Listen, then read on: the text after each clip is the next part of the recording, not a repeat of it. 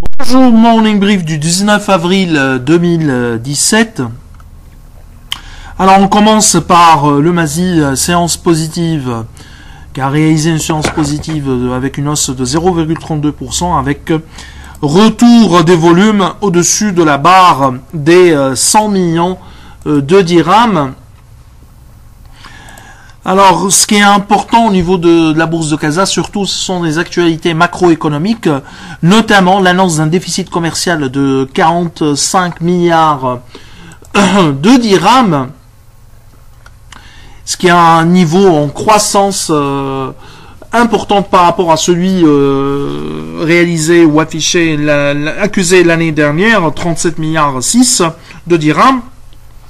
Donc un déficit qui réellement qui ne cesse de creuser, avec un taux de couverture de seulement 56,9%, inférieur à 60%, alors que l'année dernière il était à 60,8%. Alors, autre question également macroéconomique, mais plutôt monétaire, et qui concerne la libéralisation de dirhams, qui selon le gouverneur Jawahari commencera à partir du mois de juin 2017. Il s'agit bien évidemment d'une libéralisation ou d'une flexibilité progressive qui peut arriver même à 15 ans pour avoir une flexibilité totale du dirham. Ce qui fait probablement le plus peur aux autorités marocaines est certainement le déficit commercial qui ne cesse de creuser. Banque mondiale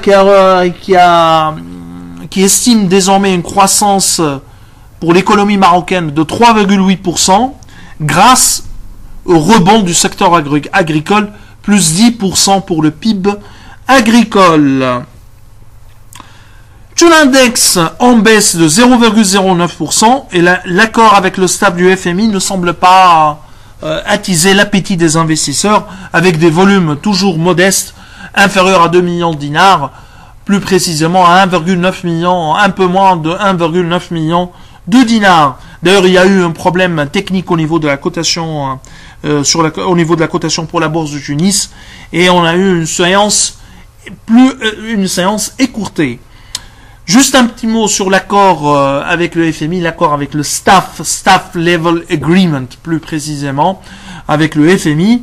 En fait, il y a deux points à retenir à notre sens.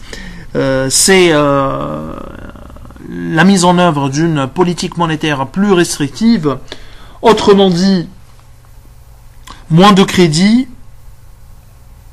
et un taux d'intérêt plus élevé. C'est en ligne avec les attentes. Autre point, ça c'est un peu le cheval de bataille de Alpha Ménin, vous le connaissez, c'est la flexibilité du taux de change. Et Madame le ministre actuellement est en train de parler dans son discours fait hier, est en train de parler de flexibilité en premier lieu, et après elle a rectifié un peu le tir pour dire que le taux de change et la politique monétaire revient à la Banque centrale. Mais pour le moment, et contrairement à ce que racontait dans les semaines précédentes, elle n'exclut rien. Je vous rappelle que le cas égyptien, et je dois préciser une chose, qu'il ne faut pas dire des choses sur le dossier égyptien qui ne correspondent pas à la vérité. On n'a jamais eu l'inflation de base, même à des taux de change fixes. On n'a jamais eu de taux d'inflation comparable au taux d'inflation égyptien, et on n'est jamais à leur taux d'intérêt de base. Ils sont à des 15% de taux d'intérêt de base. C'est-à-dire les taux directeurs. Ils ont deux taux directeurs qui sont à 15%. Donc il faut relativiser le discours quand on parle du cas égyptien. Si vous voulez, on est ravis d'avoir vos appels ou de discuter avec vous sur le cas égyptien, ou bien même notre vision par rapport à une éventuelle flexibilité de taux de change, libéralisation même partielle du taux de change, du dinar tunisien bien sûr. Côté actualité société, on fait un petit focus sur Unimed qui annonce un chiffre d'affaires de 10,7% pour le T1 2017 à 16,406 millions de dinars. Alors cette hausse est due essentiellement à une progression de l'export plus du modèle officinal 16,1% et 36,6% des ventes sous-traitance à l'export qui se sont élevées respectivement à 5,400 millions de dinars et 5,016 millions de dinars. Trop de chiffres, je sais qu'on en raconte, mais à retenir qu'il y a eu une croissance à 2 chiffres pour Unimed. Alors, ce qui n'est à retenir également pour Unimed, c'est la publication l'annonce du résultat 2016 qui ressort décevant à notre sens, à notre avis. On est à 11 millions de dinars, malgré une croissance de 9% du top line en 2016, tenant compte même de l'effet de la conjoncture, de la contribution conjoncturelle. Hein. Le résultat publié par Unimed est décevant, inférieur à nos attentes. Donc, d'ailleurs, à l'époque, à l'introduction en bourse de Unimed, notre question concernait essentiellement les niveaux de marge de 2014 qui étaient, à notre avis, insoutenables sur le long terme.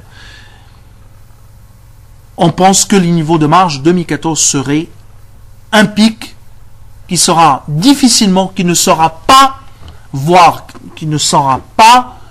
battu dans les années à venir.